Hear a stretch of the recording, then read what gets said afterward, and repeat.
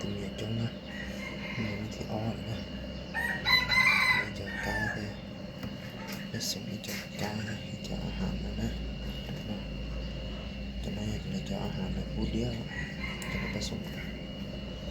จะมีอาหารห้อง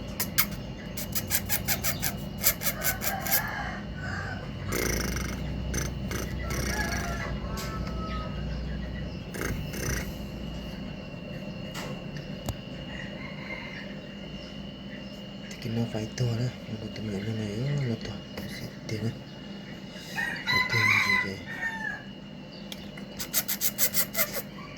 จบแล้ว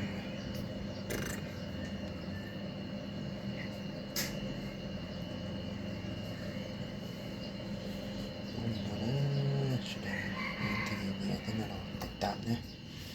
ไฟน่าจะนี้เสียนะตั้งไปเจ้าเชียร์จุดเตอนะอย่าได้ถอยดูลงไปเจ้าเชียร์จุดเตอสายเจ้าถอดตัวกูสบายจุดเชียร์จะนี่ถอดนะตัวเจ้าจะกัดเสียจอนี่ไปจุดเตอจุดตะกัดอีกนะอย่าได้รู้นะไปเจ้าเชียร์จุดศูนย์เท่าไปเชียร์จุดนะจีนะ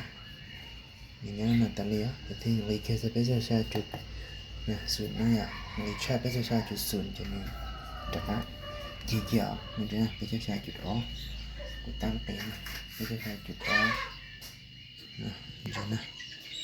ไปเจอชาจุดอ๋อตาจะไปเจอชาจุดศูนย์จะเป็นแต่ว่าจีเกี่ยว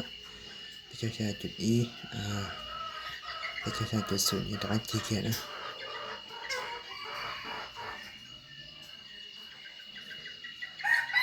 นี่ปรับอุณหภูมิกันแล้วเลยไปเจ้าชานะจุดศูนย์มันก็ไปเจ้าชาจุดเชียนะตั้งเลยนะมันถอดกันอยู่ไปแล้วก็ยังอยู่เนาะนะน่าจะตั้งแล้วนะ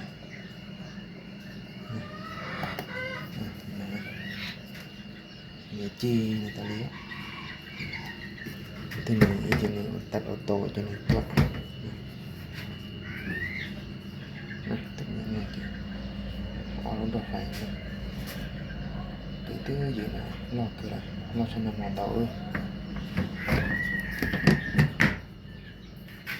จริงๆนะนี่ถ่ายคลิปต่อไปนะ